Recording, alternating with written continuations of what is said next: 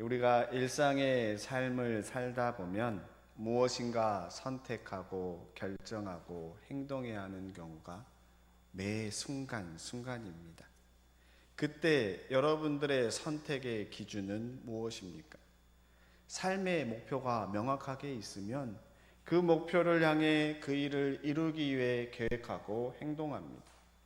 그런데 요즘 삶의 목표가 없는 젊은 친구들도 많습니다. 하지만 그들이 가지고 있는 삶의 가치관이 있어서 그 가치관에 의해 판단하고 행동하고 결정을 합니다. 그러한 순간의 선택들이 모여져서 삶의 방향이 정해지고 지금까지 여러분들이 걸어온 길이 그와 같은 길이 되는 겁니다. 지난 세월을 되돌아보면 어떠한 것 같습니까? 그리고 앞으로 무엇을 바라보며 한 걸음 한 걸음 나아가시겠습니까? 오늘날 MZ세대들의 대화 중에 흔히 등장하는 영어 단어가 있습니다. E니, I니, T니, F니, P니, J니.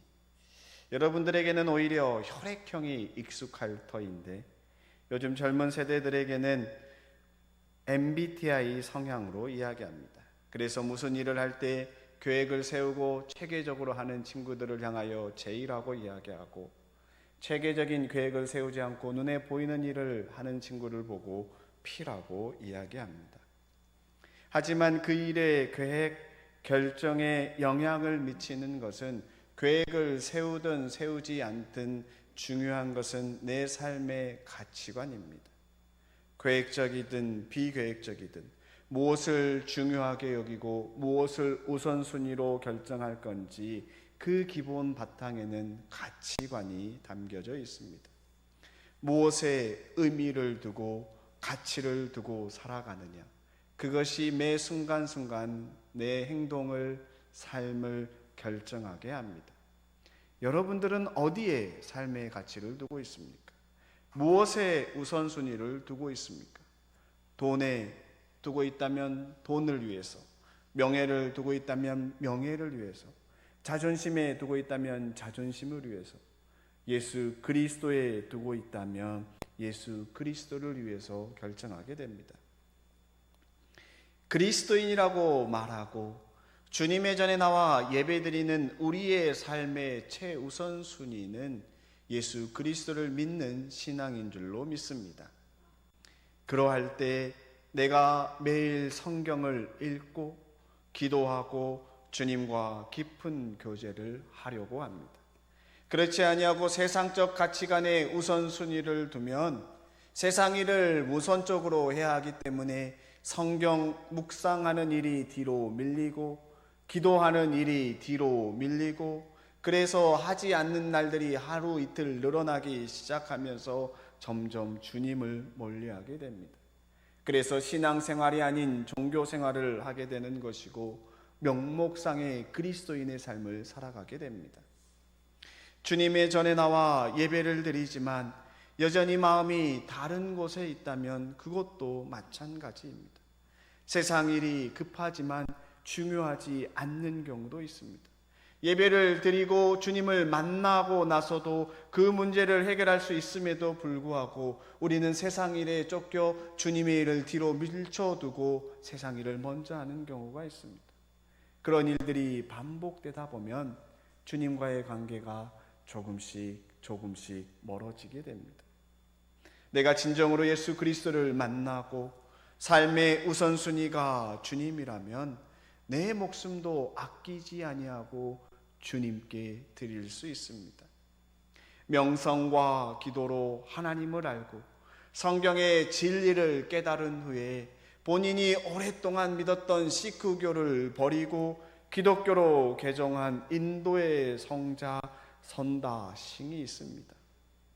선다싱이 누군지 잘 모르지만 우리가 자주 들은 일화 하나를 이야기하면 누군지 금방 기억할 겁니다. 추운 겨울 히말라야 산맥을 넘어가면서 한 사람이 얼어서 죽기 일보 직전이었습니다. 함께 걸어가는 동행자에게 이 사람과 함께 가자고 하니까, 아니 그 사람과 함께 가면 우리가 정해진 시간에 목적지에 다다를 수 없기 때문에 우리도 위험에 처할 수 있다고 하며 그 사람을 두고 가자고 이야기합니다. 그래서 함께 가는 사람은 그 사람을 두고 먼저 가고, 선다싱은 그 죽어가는 사람을 업고 그 추운 히말라야 산맥을 넘게 됩니다. 그런데 그 길을 한참 가다가 그 함께 갔던 그 친구, 같이 가자고 이 사람을 업고 가자고 했던 그걸 버리고 간 사람은 얼어서 죽어 있고, 함께 업고 갔던 선다싱은 그 히말라야 산맥을 넘어서 살게 된 일화가 있습니다.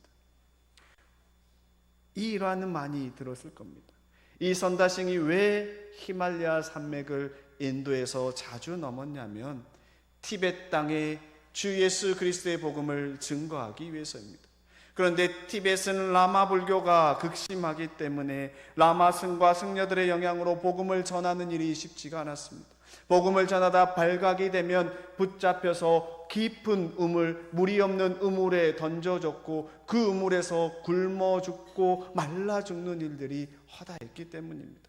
그러함에도 불구하고 그 티벳 땅에 복음을 전하러 간 선다싱은 아니나 다를까 복음을 전하다 라마 승들에게 붙잡힙니다. 그리고 그들의 심판에 따라 그 깊은 우물가로 우물에 던져지게 됩니다. 던져지기 전 그 밑에서 나는 시체의 냄새, 그리고 그 어두컴컴한 두려움이 있었지만 던져진 후에 그곳에서 하나님께 간절히 기도합니다.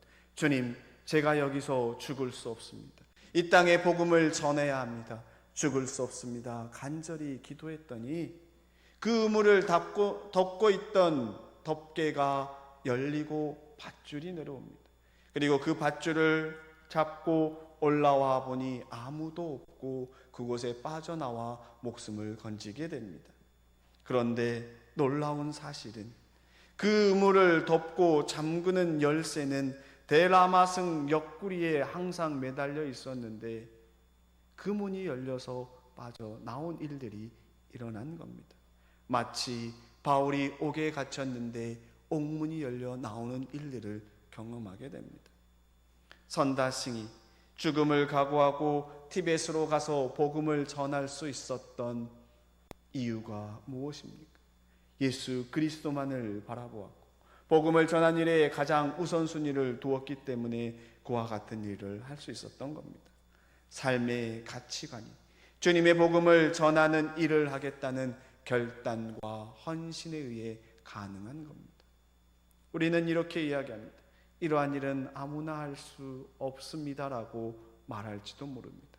하지만 하나님과의 깊은 사랑에 빠지면, 내 삶의 우선순위가 하나님께 있으면 얼마든지 할 수 있습니다. 고 이중표 목사님께서 교회를 개척하고 전도할 때 어떻게 하신 줄 아십니까? 다른 것이 아니라 예수님을 믿지 않는 사람을 보면 그냥 눈물이 나더랍니다. 그래서 가서 옆에서 눈물을 흘리고 우니까 그분이 묻는 겁니다. 왜 우시냐고. 그랬더니 목사님께서 하시는 이야기, 당신이 예수님을 알지 못한 게 내가 너무나 마음이 아파 눈물이 납니다. 예수님을 믿겠습니까? 라고 전도를 했다고 합니다. 그래서 교회에 등록해서 신앙생활을 한 사람들이 많았다는 겁니다. 왜냐하면 참된 진리의 복음, 예수님을 믿지 않는 것이 얼마나 잘못된 길이며 불행한 일인지 알기 때문에 보면 눈물이 나온다라는 겁니다. 삶의 우선순위를 어디에 두느냐입니다. 오늘날 한국교회의 위기를 이야기합니다. 젊은 세대들이 없다고 이야기합니다. 다음 세대가 무너졌다고 이야기합니다. 그 이유가 어디에 있다고 생각하십니까? 개인적으로 우리의 삶을 되돌아봤을 때, 한국교회의 역사를 되돌아봤을 때 신앙이 우선순위가 아니라 세상 교육에 우선순위를 둔 우리의 가오 때문입니다. 신앙보다 교육이 먼저였고 교회 오기보다 학교를 먼저 가라 이야기하였기 때문에 그들의 마음속에 신앙보다는 학교가, 세상의 학문이, 세상의 돈이, 세상의 명예가 우선으로 자리 잡았던 겁니다. 다른 것은 몰라도 주님을 향한 신앙이 우선이기를 축원합니다. 오늘 말씀의 제목이 무엇입니까? 무엇이 먼저입니까? 여러분의 삶에 무엇이 먼저입니까? 예수 그리스도의 신앙이 먼저이길 축원합니다. 기도와 말씀이 먼저인 삶을 사시기를 축원합니다. 오늘 구약 열왕기상의 말씀을 보면 열왕기상 17장 1절에 이와 같이 시작합니다.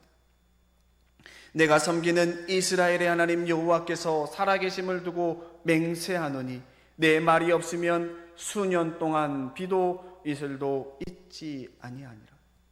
엘리야가 우상 숭배를 하고 있는 이스라엘 왕 아합에게 와서 우상 숭배로 인하여 이스라엘 땅에 가뭄이 올 것인데 내가 말하기 전에는 비가 오지 않을 거라고 이야기합니다. 물론 하나님께서 하라고 예소한 겁니다. 그래서 하나님께서는 엘리야에게 아합 왕으로부터 피하여 숨어 지내라고 이야기합니다. 그리고 엘리야가 숨어 있는 동안 하나님께서 까마귀를 통하여 먹을 것을 공급해 줍니다. 그리고 오늘 우리가 읽은 본문으로 이어집니다. 하나님께서 엘리야에게 시돈에 있는 사르밧으로 가라고 합니다. 사르밧은 이스라엘이 우상 숭배하도록 한 아합 왕의 아내인 이세벨의 출생지입니다. 다시 말해 하나님께서 엘리야로 하여금 우상 숭배의 본거지라고 할 수 있는 사르밧으로 가라고 이야기합니다. 그곳에 가면 엘리야에게 음식을 줄 과부를 예비해 두었다고 이야기합니다. 그런데 그 과부가 누구인지 엘리야는 아직 모릅니다. 여러분이라면 어떻게 하시겠습니까? 왕에게 내 말이 없으면 비가 오지 않을 거라고 자신 있게 선포한 이후에 왕을 피해 살고 있는데 왕의 아내인 그 아내의 고향인 사르밧에 가라고 하면 가시겠습니까? 엘리야는 이 말씀에 순종하여 사르밧으로 갑니다. 사르밧 성문에 이르를 때 그곳에 한 가무가 나뭇가지를 줍는 걸 보게 됩니다. 그래서 그 가부에게 부탁합니다. 마실 물을 한 그릇만 주십시오. 가뭄으로 물을 구하기 힘든 상황인데 그 여인은 엘리야에게 물을 떠다 주려고 합니다. 그랬더니 그 모습을 본 엘리야는 다른 것을 부탁합니다. 먹을 것도 좀 가져다 주십시오. 지금 엘리야와 사르밧 과부 사이에 일어난 대화와 상황을 서로의 입장에서 한번 생각해 보시기 바랍니다. 엘리야의 입장입니다. 엘리야는 하나님께서 사르밧으로 가라고 해서 갔고 그곳에서 과부가 너에게 음식을 줄 거라고 이야기했는데 그 과부가 누구인지 모릅니다. 그래서 엘리야는 그 과부를 찾아야만 하는데 성문 입구에 한 여인이 나뭇가지를 줍고 있어서 이 여인이 그 과부인가 물을 달라고 요청했는데 줄 것 같아서 음식을 달라고 이야기합니다. 이 과부가 하나님께서 예비하신 여인인지 확인하는 단계입니다. 과부의 입장에서 생각하면 어떠합니까? 가뭄입니다. 물이 귀합니다. 먹을 것도 구하기 힘든 상황에서 누군가 와서 보아하니까 하나님을 섬기는 사람 선지자 같은데 낯선 곳에 와서 물을 달라고 하니까 물을 주려고 합니다. 그런데 한술 떠서 먹을 것을 달라고 이야기합니다. 여러분들이 과부라면 어떻게 하겠습니까? 과부는 12절에 이렇게 이야기합니다. 어른께서 섬기시는 주 하나님께서 살아계심을 두고 맹세합니다. 저에게는 빵 한 조각도 없습니다. 다만 비주에 밀가루가 한 준 정도 그리고 병에 기름이 몇 방울 남아있을 뿐입니다. 보시다시피 저는 지금 땔감을 줍고 있습니다. 이것을 가지고 가서 저와 제 아들이 죽기 전에 마지막으로 남아있는 모든 것을 먹으려고 합니다. 무슨 대답입니까? 정중한 거절입니다. 가뭄으로 인해 내 먹을 것도 없는데 당신 줄 것 없습니다. 정중하게 거절합니다.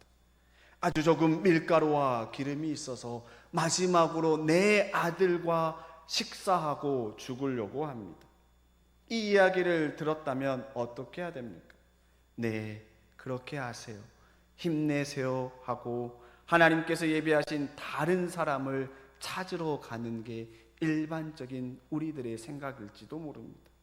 그런데 이 이야기를 들은 엘리야는 13절과 14절에 이렇게 이야기합니다. 두려워하지 말고 가서 방금 말한 대로 하십시오. 그러나 음식을 만들어서 우선 나에게 먼저 가지고 오십시오.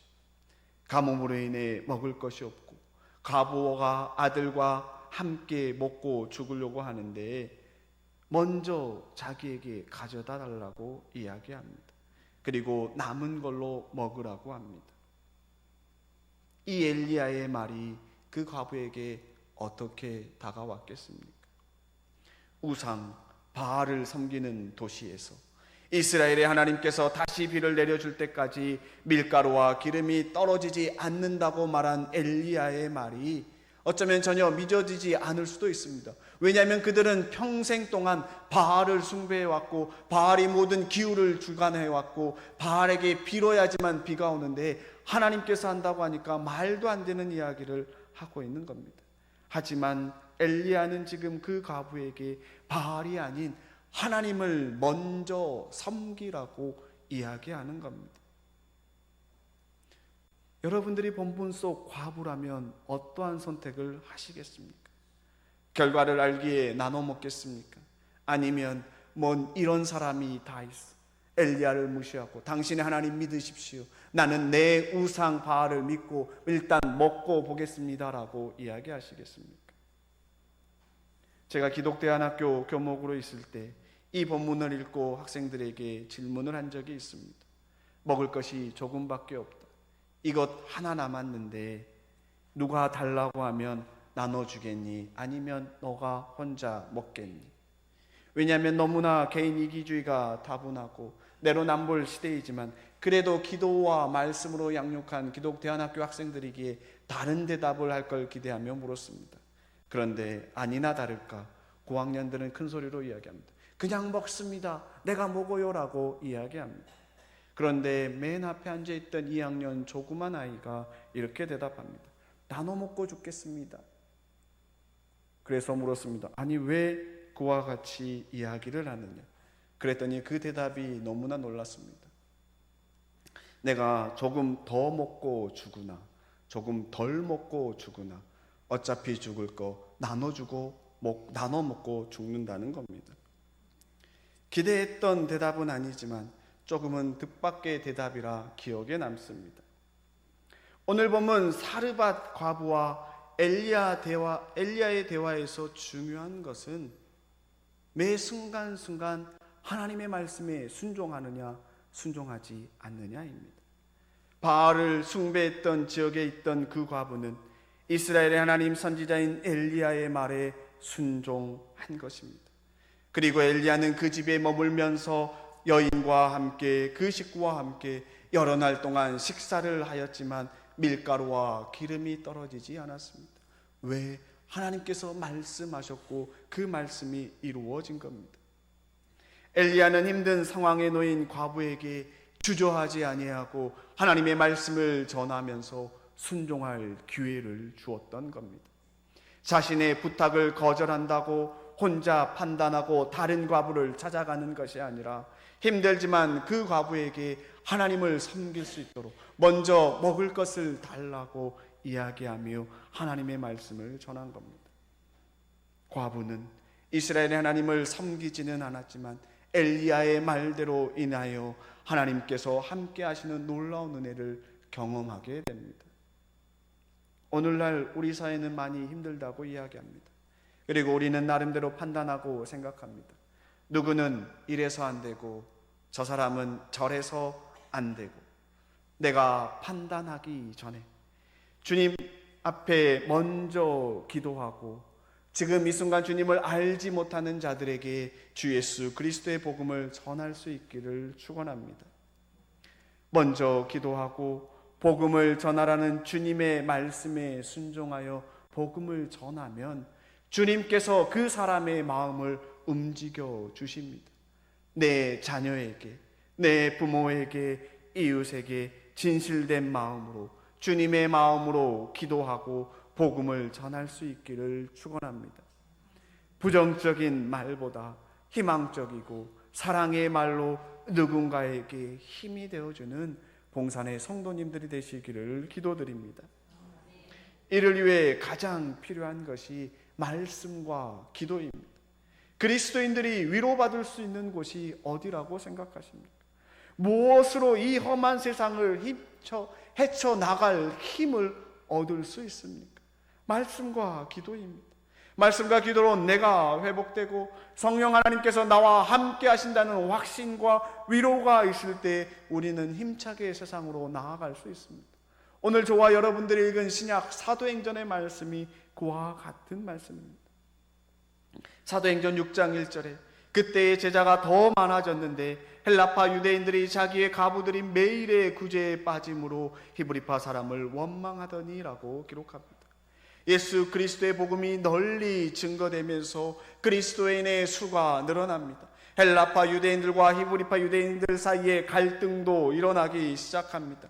그 갈등의 원인은 헬라파 유대인들과 히브리파 유대인들이 서로 자기의 민족을 챙기는 일들 때문입니다. 히브리파 유대인들이 헬라파 유대인들의 과부들을 구제의 대상에서 제외한 것에 불만이 있는 겁니다. 왜 이런 일들이 일어납니까? 그 다음 구절에 하나님의 말씀과 기도가 앞서지 않은 상황에서 인간의 마음과 생각으로 구제를 하다 보니까 그 행동에 불만이 있는 겁니다. 흔히 말해 편가르기를 하는 겁니다. 이 일은 우리가 있는 이 사회에 너무나 잘 일어나고 있습니다. 학연, 지연으로 인하여 우리 안에 얼마든지 일어날 수 있는 겁니다. 나와 친분이 있는 사람이 차별받는다 생각이 들면 다툼이 일어납니다. 팔이 안으로 굽기 때문에 그래도 내 사람 하며 챙기는 겁니다. 그러자 12사도가 모든 제자들을 불러놓고 이야기합니다. 6장 2절에 우리가 하나님의 말씀을 전하는 일을 제쳐놓고서 음식 베푸는 일에 힘쓰는 것은 좋지 못합니다. 그러니 형제 자매 여러분, 신망이 있고 성령과 지혜가 충만한 사람 7을 여러분 가운데서 뽑으십시오. 그러면 그들에게 이 일을 맡기고 우리는 기도하는 일과 말씀을 섬기는 일에 헌신하겠습니다. 문제를 해결하기 위해 어떻게 합니까? 신망 있고 성령과 지혜가 충만한 사람 7을 세우고 사도들은 기도하는 일과 말씀 섬기는 일에 헌신을 합니다. 무엇보다 중요한 것이 기도와 말씀임을 다시 한번 일깨워 주는 겁니다. 교회가 지역사회에 행하는 구제사역들이 많습니다. 봉사와 구제활동을 하면서 잊지 말아야 할 것이 교회의 사명입니다. 교회는 하나님의 말씀을 지켜 행하는 그리스도인들의 모임입니다. 먼저 기도하고 봉사와 구제사역을 통해서 하나님의 사랑과 복음을 전해야 합니다. 기도가 빠진 상태에서, 말씀이 빠진 상태에서 구제와 선행을 한다라는 것은 일반 사회에서 하는 것과 큰 차이가 없습니다. 제가 미국에 있으면서 읽었던 책 중에 하나가 Acts of Faith입니다. 책 제목을 한국어로 번역하면 믿음의 행동입니다. 기독교 믿음을 이야기하는 것 같지만 그 책의 저자는 신실한 이슬람교 신자이고 시카고 지역에서 사회봉사를 잘하는 인터페이스 유스코어라는 NGO 창시자인 이브 페탈입니다. 그 책은 이슬람교에서 행하는 신앙을 바탕으로 특별히 사회봉사 활동을 기록한 겁니다. 그런데 그 책이 이슬람 신자가 이슬람교를 바탕으로 쓴 책이라는 사실을 인지하지 못하고 읽으면 기독교 신앙과 크게 다를 게 없이 다가오는 책입니다. 어떻게 보면 기독교보다 더 낮은 곳에서 더 소외된 사람을 섬기는 이슬람교의 모습을 보여주는 겁니다. 우리 주변에도 이런 일들이 많이 일어납니다. 우리 교회 언덕 뒤를 넘어가면 원불교 대구교당이 있습니다.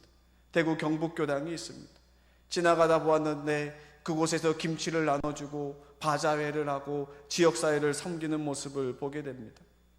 오늘날 뉴스를 통해 보면 젊은 청년들이 템플 스테이를 한다며 절을 찾아가고 불교를 믿습니다.